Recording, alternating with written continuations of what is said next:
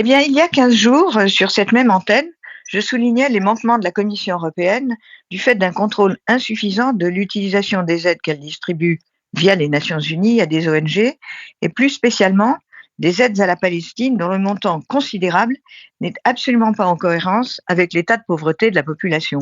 D'où les soupçons de détournement. Et aujourd'hui, toujours à propos de la Palestine, je voudrais vous faire part de mes interrogations concernant la cabale dirigée contre Ursula von der Leyen, présidente de la Commission européenne.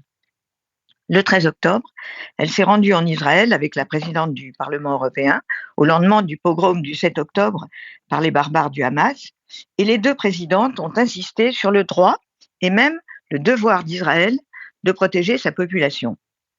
Défendre les valeurs essentielles de l'Europe et manifester de l'empathie pour les victimes de cette boucherie sans nom ne devrait normalement pas être un crime. Eh bien si, une petite musique en illégitimité pour représenter l'Union européenne a commencé à se faire entendre via le président du Conseil européen.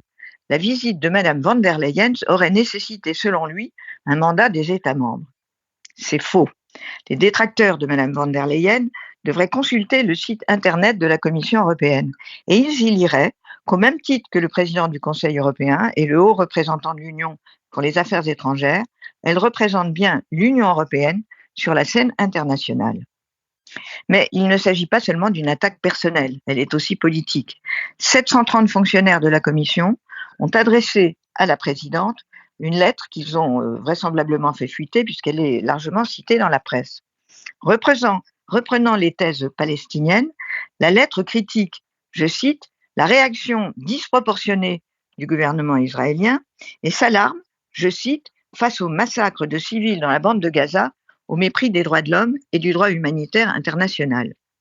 On peut légitimement se demander si cette lettre ne viole pas tout simplement le statut des fonctionnaires européens, et notamment son article 17 bis, qui ne leur reconnaît une liberté d'expression que, je cite, dans le strict respect des principes de loyauté et d'impartialité. Cette bataille politique larvée au sein des services de la Commission et la contestation du droit de Mme von der Leyen d'exercer ses fonctions de représentation sont dangereuses, parce qu'elle fait douter de la neutralité des services de la Commission, qui ont d'ailleurs été éclaboussés, comme vous le savez, par le Gatargate.